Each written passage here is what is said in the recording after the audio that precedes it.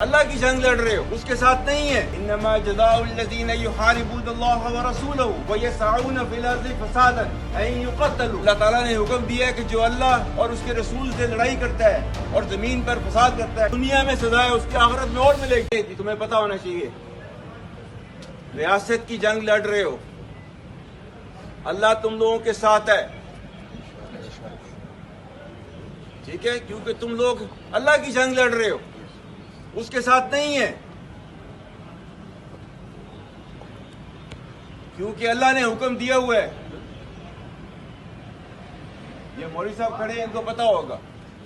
انما جزاء الذین یحاربون اللہ ورسولہ ویسعون فی الارض فسادا ان یقتلوا، آگے کیا ہے، او یصلبوا او تقطع ایدیہم وارجلہم من خلاف او ینفوا من الارض۔ آپ نے یہ سارے کام کیے ہیں۔ اللہ تعالیٰ نے حکم دیا ہے کہ جو اللہ اور اس کے رسول سے لڑائی کرتا ہے اور زمین پر فساد کرتا ہے، ساتھ ہی اس کو یہ بھی پتہ ہونا چاہیے، ذالک خزی فی الحیات الدنیا، یہی ہے نا، اور آخرت میں یہ دنیا میں سزا ہے، اس کی آخرت میں اور ملے گی، ٹھیک ہے۔ یہ ہے آپ کا قانون، یہ ہے اللہ کا قانون، اور آپ چونکہ اللہ کے قانون پہ چل رہے ہو، آپ اللہ کے سپاہی ہو، کوئی دنیا کی طاقت آپ کو ہرا نہیں سکتی، یاد رکھنا میری بات، ٹھیک ہے۔ سب قربانیاں ہوتی ہیں اللہ کے راستے پہ، کوئی آپ کو ہرا نہیں سکتا۔ تو یہ اس ایمان کے جذبے کے ساتھ جو ہے میدان میں اترا کرو، ٹھیک ہے۔ پاک فوج پوری ہر وقت جو ہے آپ لوگوں کے ساتھ ہے، ٹھیک ہے، اور ہمیں فخر ہے اپنی پولیس کے اوپر اور اپنی لا انفورسمنٹ ایجنسیز کے اوپر۔ کے پی پولیس زندہ باد، پاکستان آرمی زندہ باد، پاکستان زندہ باد، گڈ شاباش، پاکستان زندہ باد، پاکستان زندہ باد، پاکستان زندہ باد۔ کسی بھی گروہ یا جتھے سے بات نہیں کی جائے گی۔ جو لوگ امن برباد کرنا چاہتے ہیں وہ ہم میں سے نہیں ہے۔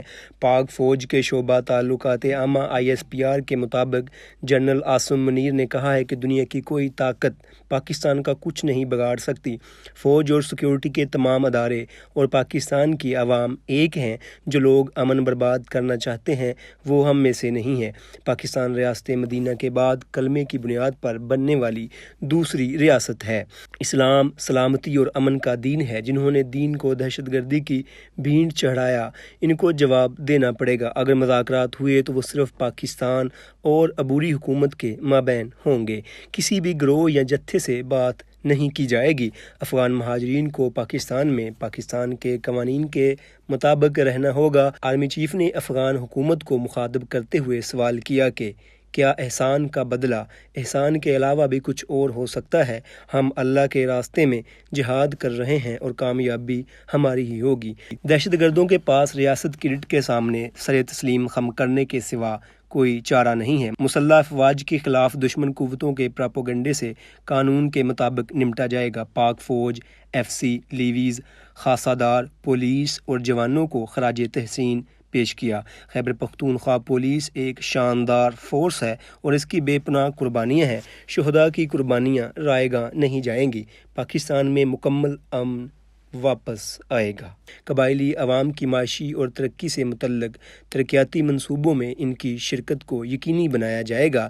ترقی اور فلاح و بہبود کے منصوبوں کے لیے 81 ارب روپے کے منصوبے شروع کیے جائیں گے۔ ان اضلاع میں پولیس کے 43 منصوبوں کو 7 ارب روپے میں مکمل کیا جائے گا۔ زیر تعمیر منصوبوں میں مدد کی جائے گی۔ دہشت گردوں کے پاس ریاست کی رٹ کے سامنے سر تسلیم خم کرنے کے سوا کوئی چارہ نہیں ہے۔ مسلح افواج کے خلاف دشمن قوتوں کے پراپوگنڈے سے قانون کے مطابق نمٹا جائے گا۔ پاک فوج، FC، لیویز، خاصہ دار، پولیس اور جوانوں کو خراج تحسین پیش کیا۔